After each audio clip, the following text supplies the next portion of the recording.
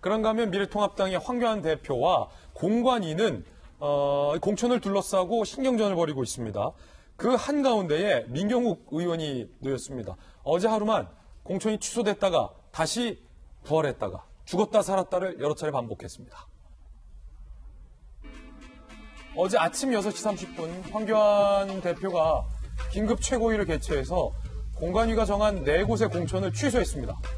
부산 금정, 경북 경주, 경기 화성을 경기의원 가천인데 부산 금정은 공천위원인 김세연 의원의 측근이 공천을 받은 지역이고 경북 경주는 황교안 대표의 측근이 경선에서 탈락한 지역.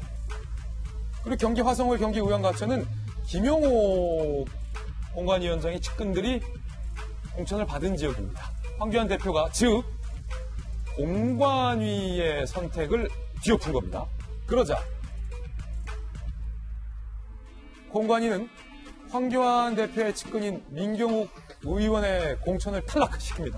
그런데 이 민경욱 의원은 공관위에 의해서 탈락하기 직전에 공천에서 배제됐다가 다시 부활해서 경선을 해서 경선을 이기고 지금 살아남은 거거든요. 그거를 공관위가 다시 그냥 취소를 시켜버린 거예요.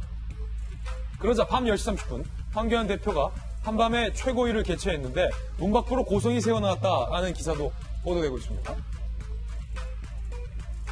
그 고성 내용에는 김세현이가 지금 어떤 장난치는지 다 나온다라는 얘기도 있었고 당 대표라는 사람이 정말 이러다 나라 잃겠어. 김영호가 책임질 게 있습니까? 이런 등등의 얘기가 나왔다라는 기사가 중앙일보에 실리고 있고 어쨌든 민경욱을 탈락시키자는 공관위의 결정을 뒤집고 다시 민경욱 의원을 살려놓습니다. 결과적으로 죽었다 살았다 죽었다 살았다 4차례나 뒤집히면서 마지막 판단은 뭡니까? 살았다. 황교안 대표의 이야기 들어보시죠. 당원 당규에 따라서 처리를 한 겁니다. 국민 중심 공천, 이기는 공천이 돼야 된다. 그런 측면에서 최고위가 판단을 했다. 이렇게 법률적으로 그렇게 심각한 사항이 아니다라는 판단하에 공관위에서 다시 올라온 것을 원위치로 해서 민경욱 후보로 최종 결정을 했습니다. 공관위는 이에 대해서 불편한 심경을 드러냈습니다. 들어보시죠. 오늘 최고위에서 결정한 사항은 당원에 명백히 어긋나는 행위입니다. 제가 법률가로서 아무리 그걸 유추 해석을 하고 확장 해석을 해도 그건 월권 행위입니다. 공천권을 가지고 당 최고위와 공관위가 그 닐리풋에 나오는 소인국의 행태처럼 비춰지지 않을까 국민들 눈에는. 일단은 이 심겨루기 사이에 민경욱 의원이 죽었다 살았다를 수차례 반복한 건데 고승덕 의원님 네.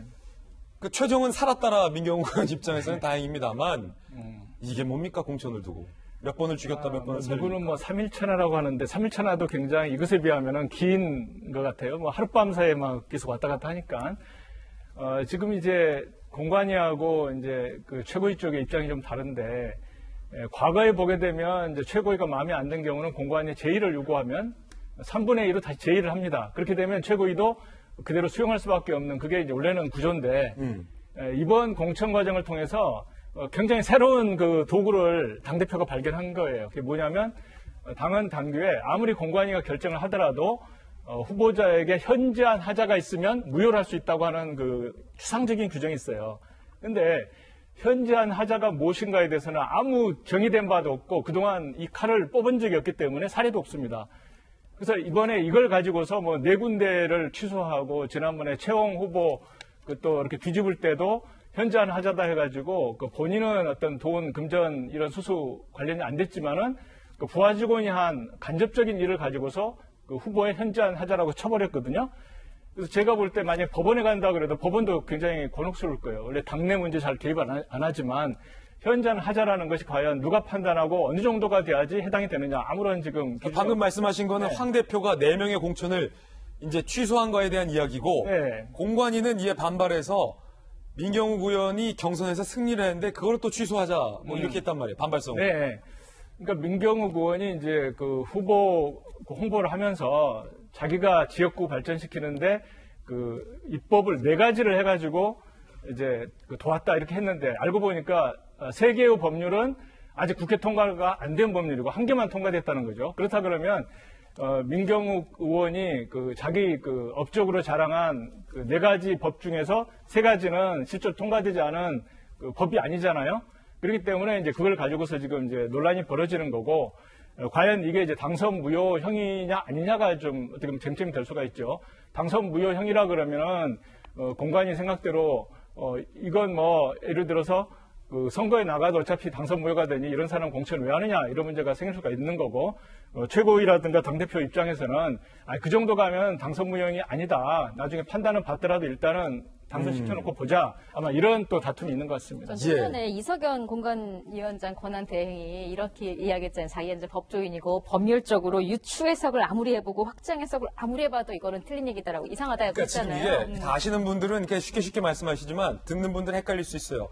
4명의 지역구를 취소한 이야기인지 민경욱 의원에 대해서 취소한 건지를 좀 먼저 말씀해 주시고 의견을 해주세요. 저는 이번에 황 대표 얘기가 지금 이렇게 네 곳 지금 번복된 게 민경 말고. 김세현 측근 된 곳, 황교안 측근 떨어진 곳, 김영호 공관위원장이 전략적으로 추천한 곳 등등을 봤을 때 저는 아주 제가 그 얘기를 왜 했냐면 이석연 공관위원장 대행의 얘기를 제가 왜 했냐면 법률적으로는 이렇게 억지로 유추해서 해보고 억지로 확장 해석을 해봐도 이렇다라는 얘기가 나온다면 유권자 입장에서는 아주 단순해요. 그냥 기싸움한 걸로밖에 안 보이거든요. 근데 지금 이게 어느 당이에요? 가장 큰 야당 중에 가장 몸집이 거대한 거대 야당이거든요. 저는 이런 행태에 대해서 봤을 때 아까 3.1천원 이야기도 나왔습니다만 하루에 지금 이렇게 기싸움으로 어느 지역의 후보가 결정되거나 공천을 받거나 이런 모습들이 국민들이 봤을 때는 참 저는 왜 거대 양당, 여당, 야당 할 것 없이 거대 양당들의 이런 낯뜨거운 이 부끄러운 행위들에 대해서 얼굴 빨개져야 되는 건 국민의 몫인지 그게 참 한탄스럽습니다. 예. 자, 그런가 하면 정의당 이야기도 들어와 있습니다. 정의당 내에서 청년 선대본부장을 맡은 장혜영 선대본부장이 반성문을 냈습니다. 조국 사태에 대해서 명확한 입장을 밝히지 못해서 반성한다. 그런데 일각에서는 정의당의 당 지지율이 떨어지니까 이제서야 조국 문제에 대해서 입장을 이야기하냐라는 곱지 못한 시선도 나오고 있습니다. 들어보시죠. 조국 전 장관의 임명에 대해 단호한 입장을 밝히지 못했습니다. 힘이 없으니까 타협하는 것이 아니라 더 치열하게 싸웠어야 합니다. 정의당의 청년 정치인인 저희들은 깊이 반성합니다. 라고 진중권 교수는 이제 제자리로 돌아온다라고 환영하기도 했습니다만 일각에서는 지금 정의당의 당 지지율이 서민 교수님 많이 떨어지니까 이제서야 급하니까 선거를 앞두고 표를 앞두고 이제서야 정의당이 급하니까 조국 국면 그 긴 시간 동안 정의당이 조국 문제에 대해서 외면하고 데스노트 딱 덮고 있다가 이제서야 급하니까 이런 목소리 내느냐라는 목소리도 있군요. 예, 맞습니다. 정의당이 이제 작년 조국 사태 때 입장을 밝히지 않고 오히려 옹호 비슷한 얘기를 한 거는 이건 비례대표, 그러니까 이 선거제가 통과돼야 자기들이 많은 의석을 얻을 수 있다는 그런 믿음 때문이었는데 이제 민주당에게 이제 배신을 처절히 당하고 이제 이 지지율도 점점 떨어지면서 이제 더 이상 얻을 게 없다고 생각해서 저렇게 하시는 것 같은데, 그러니까 누가 봐도 이거는 기회주의적인 행동으로 보이고요. 그래서 좀 굉장히 아쉽죠. 그러니까 정의당은 그 이름에 걸맞게 자신의 정의의 잣대로 이렇게 말씀하시는 게 좋을 것 같습니다.